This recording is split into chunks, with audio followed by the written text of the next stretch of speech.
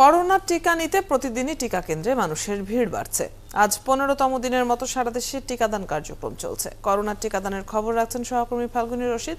আরো খবর নিয়ে যোগ দিচ্ছেন আমাদের সাথে। ফাল্গুনী, টিকাদানের 15তম দিনে এসে কেমন পরিস্থিতি দেখছেন? আর আপনি তো শুরু থেকেই সংবাদ সংগ্রহ করছেন, তখনকার আর এখনকার মধ্যে কি ধরনের পার্থক্য দেখছেন?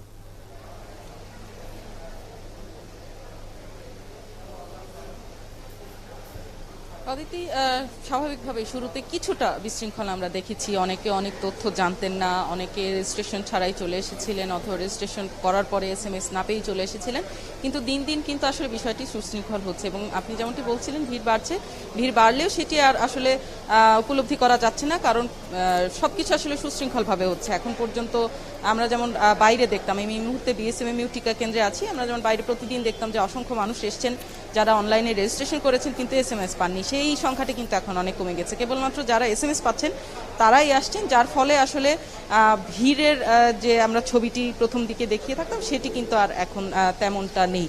আপনাকে একটু জানিয়ে রাখি যে 14তম দিন পর্যন্ত কিন্তু প্রায় 25 লাখ মানুষ সারা দেশে টিকা নিয়েছেন এবং ঢাকায় এই সংখ্যাটি কিন্তু 3 লাখেরও বেশি। তবে আমরা ঢাকার আসলে যদি টিকার পরিসংখ্যানের দিকে তাকাই তাহলে দেখব যে প্রতিদিনই কিন্তু একটু একটু করে কমছে, কারণ আপনি জানেন যে ঢাকার অধিকাংশ মানুষই, যেহেতু ঢাকায় টিকা কেন্দ্র বেশি, অধিকাংশ মানুষই যারা আসলে টিকার জন্য এলিজিবল তারা কিন্তু টিকা নিয়েছেন, যার ফলে এখন টিকা কেন্দ্রগুলো অনেকটাই ফাঁকা বলা চলে। যারা রেজিস্ট্রেশন করেছেন তারা সময় মতো এসে টিকা নিচ্ছেন, কেউ আলাদা করে ভিড় করছেন না, যেটি একটি যার কারণে আসলে যারা টিকা নিতে আসছেন বা যারা টিকার ব্যবস্থাপনার দায়িত্বে আছেন তারা স্বচ্ছন্দে কিন্তু টিকা দিতে পারছেন।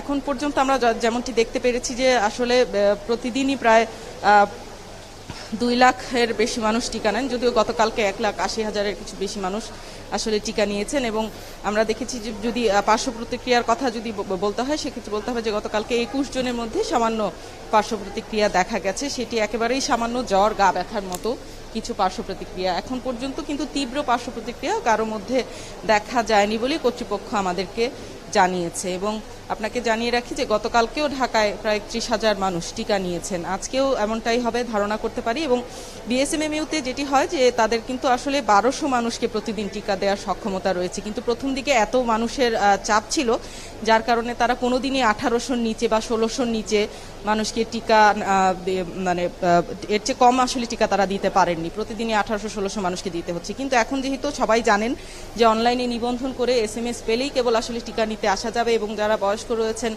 তারাও যেন বারবার তাদেরকে কষ্ট না করতে হয়, এই জন্য কিন্তু সবাই SMS নিয়ে আসছেন, ফলে সুশৃঙ্খলভাবে সবাই টিকা দিচ্ছেন। অর্থাৎ প্রথম দিকে যে ভিড়টি আমরা দেখেছিলাম সেটি কিন্তু আর এখন নেই, অনেকটা ফাঁকাই রয়েছে এবং সবাই স্বচ্ছন্দে আসলে টিকা নিচ্ছে। তবে এখনও স্পট রেজিস্ট্রেশনের ব্যবস্থা আছে, সেটি কেবল আসলে যারা একেবারেই অনলাইনের সাথে যুক্ত না কিংবা জানেন না কিভাবে ইন্টারনেটে অনলাইনে নিবন্ধন করতে হয় কিংবা একেবারে VVIP যারা রয়েছেন তাদের জন্য এখনও স্পট রেজিস্ট্রেশনের সুবিধা রয়েছে।